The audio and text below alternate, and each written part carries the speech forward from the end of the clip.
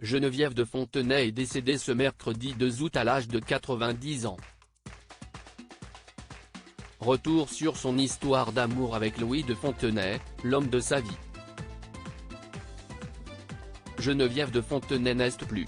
L'emblématique ancienne patronne des Miss France, société qu'elle a dirigée pendant plusieurs années, est décédée aujourd'hui à l'âge de 90 ans, a annoncé sa famille. Elle rejoint son mari Louis, décédé en 1981, qui est resté à jamais l'amour de sa vie, comme elle le confiait récemment dans le podcast La Série de Laurent Arguelier. Une histoire d'amour née lors d'une élection de Miss France en 1954. C'est justement lors d'un concours Miss France que les deux amants se sont rencontrés en 1954. Geneviève de Fontenay, qui était en Bretagne avec des amis, avait alors 22 ans et lui, 48, Louis faisait un jeu avec quelques personnes.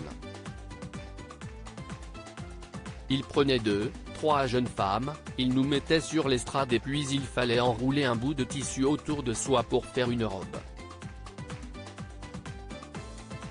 Ensuite, il m'a offert du cidre et c'est là que j'ai découvert Miss France.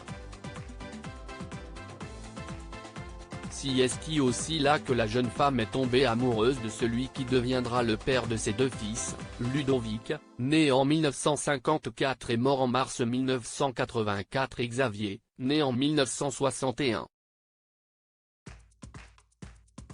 Je n'aurais jamais pu aller avec quelqu'un d'autre pour Geneviève de Fontenay. Louis est et restera celui qui a contribué à faire d'elle une personne de renommée. C'est lui qui a fait ce que je suis, a-t-elle admis.